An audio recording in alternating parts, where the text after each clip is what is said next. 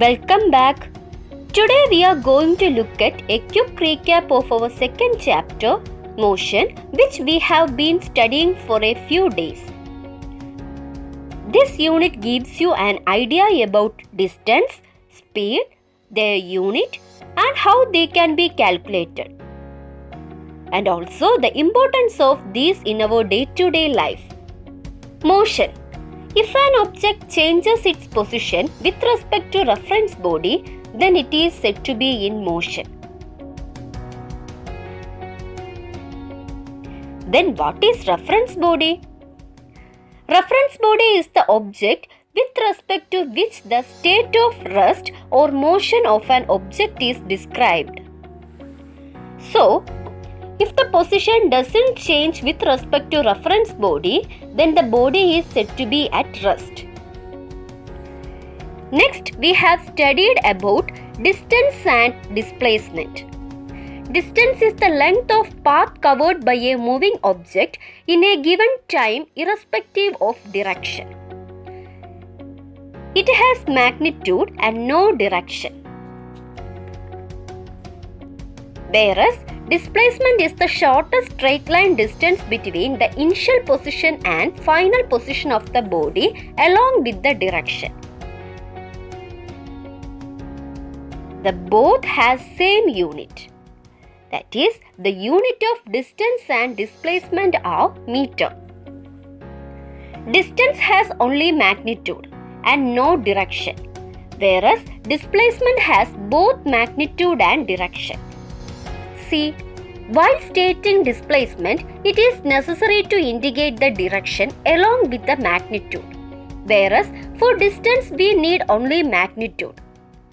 So, the vector quantity is a quantity which needs both magnitude and direction for complete expression, whereas a scalar quantity is a quantity which needs only its magnitude for complete expression. Here are some of the examples for scalar and vector quantities. Then we have studied about speed and velocity. Speed is the distance travelled in unit time.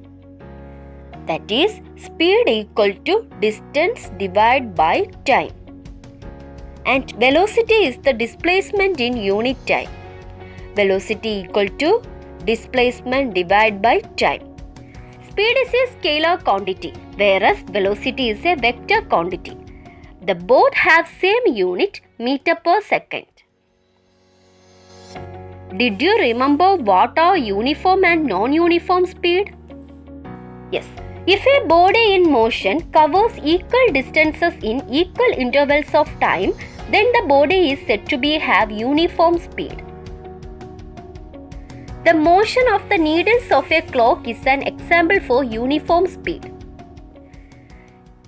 If a body covers unequal distances in equal intervals of time, then the body is said to have non-uniform speed. The motion of vehicles along a road is an example for non-uniform speed. What is speedometer? Yes, it is an instrument that indicates the speed of vehicles. And when we watch the speedometer of a vehicle, we will realize that the meter was displaying different speeds at different times. In such situation, we calculated average speed. So, average speed equal to total distance travelled divided by time taken to travel this distance. Its unit is meter per second. Now let's see what uniform and non-uniform velocities are. If a body covers equal distance in equal intervals of time in the same direction, then the velocity of the body is said to be uniform. Propagation of light in vacuum is an example. If there is any change in speed or direction or both of a moving body, the velocity of the body is said to be in non-uniform.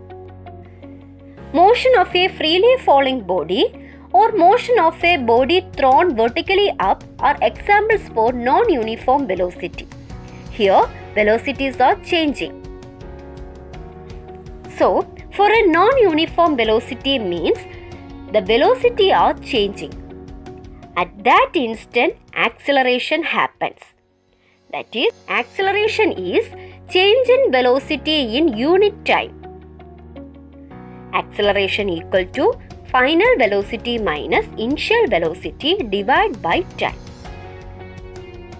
A equal to v minus u divided by t. Its unit is meter per second square. It is a vector quantity. And if final velocity is less than initial velocity, acceleration becomes negative.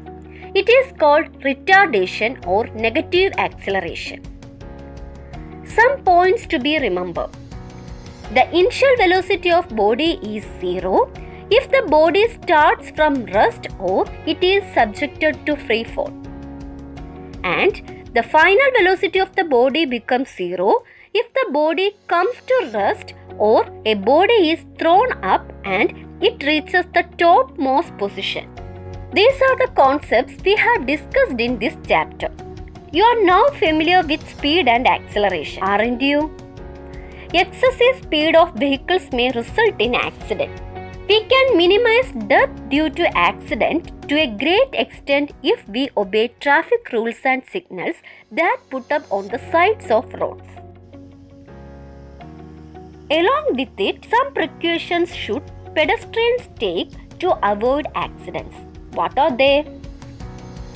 Walk along the footpath only. Walk only the right side of the road. Cross roads only at the zebra crossing. While walking along the road late in the evening or night, avoid wearing black or dark colored clothes. Never use headset while crossing the roads, and many other precautions we had to take to avoid accidents.